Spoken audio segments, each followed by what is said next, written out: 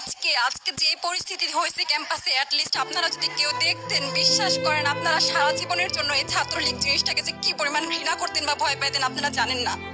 এরা আমাদের সামনে রড দিয়ে পিটায়া, ছেলেগুলারে রড দিয়ে পিটায়া একদম মাথা মরা করে ফেলছে। তারা এসে আমাদের পেছনে লুকাইছে, আমাদের বোরকার পেছনে, আমাদের ওড়নার পেছনে লুকায় বলে, আপু আমাদের একটু লুকায় রাখেন, আমাদের ওরা মাইটা ফেলবে, আমাদের বাঁচান আপু বাঁচান। আমরা তাদের ওড়না দিয়ে বোরকা দিয়ে লুকায় রাখছি, সেইখান থেকে আমাদের ধাক্কা দিয়ে ফেলে দিয়ে তাদের বের করে আবার মাথায় রড দিয়ে মারছে। এমন অবস্থা। এবং তারা আমাদের ক্যাম্পাসের পরিচিত মুখ, আমরা চিনি তাদের, তারা এই অবস্থা করছে, রাস্তায় একদম শোয়াই ফেলছে।